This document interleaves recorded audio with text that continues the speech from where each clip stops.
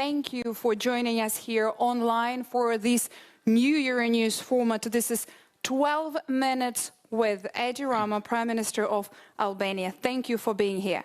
As you heard today from the report and from Marta, of course, indeed Albania is one of the front runners, and the accession negotiations reached unprecedented momentum this year with preparations for the opening of the last cluster before the end of the year, now, quote, well advanced. Now, this report seems very positive for you. What's your take on it?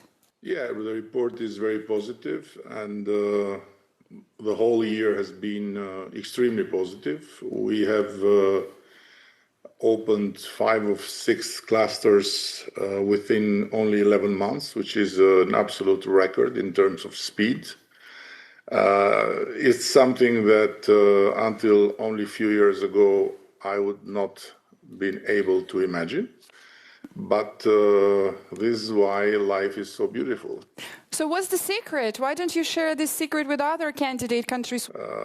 The speed is related with 2 main factors.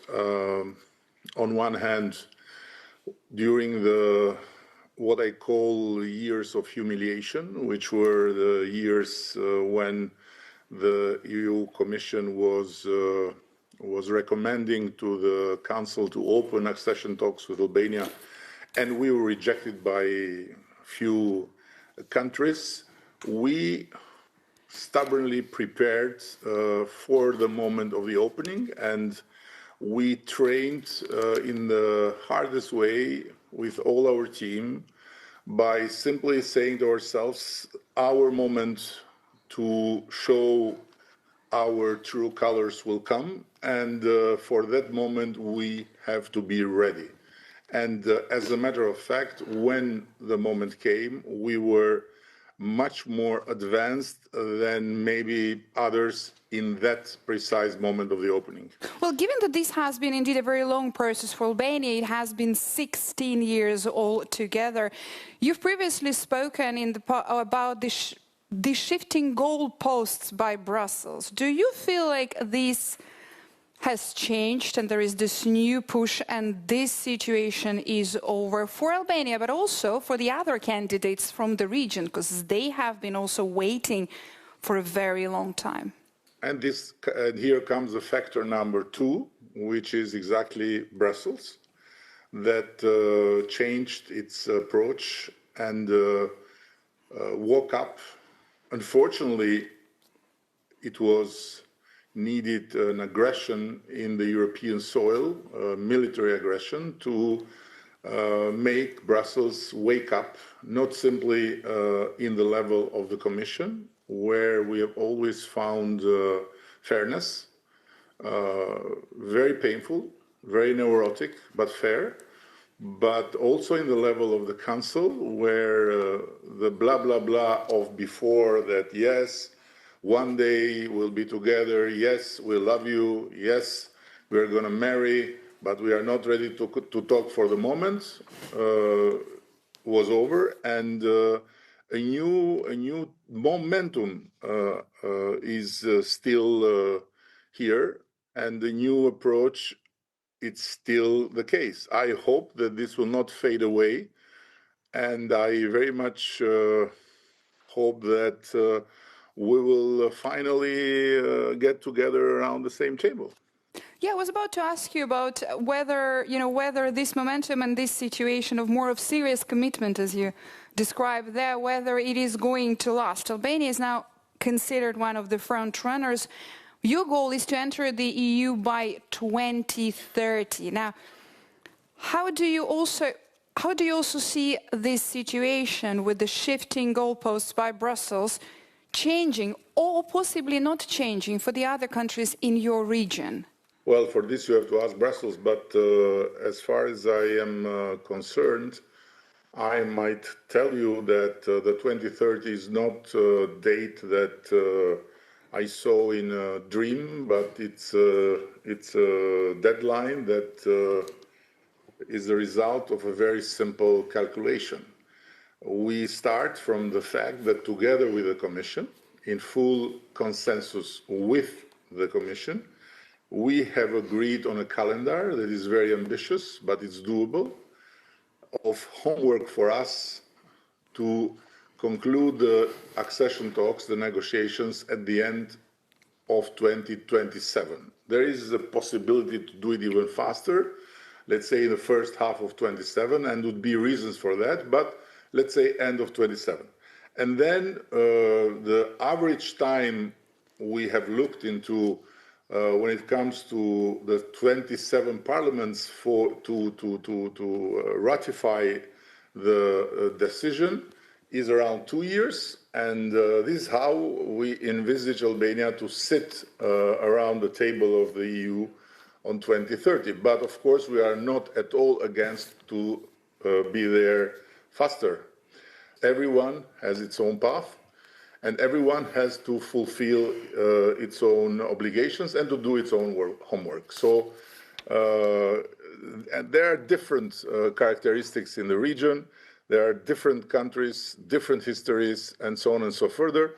When it comes to us, I can say with a very loud voice that we are the most Euro-optimistic nation in Europe, or as Donald Trump would say, on Earth. Prime Minister, there is a specific focus as well by Brussels. This is slightly on the downside, probably, of the report, with the focus from Brussels coming regarding the issue of corruption. Now, what I want to ask you is that Albania is the first country in the world to appoint an AI as government minister, specifically tasked with fighting corruption. Now, would you give us an update? How is Diela doing? How is her and your fight going on? Albania is doing something unseen and unique in the whole region.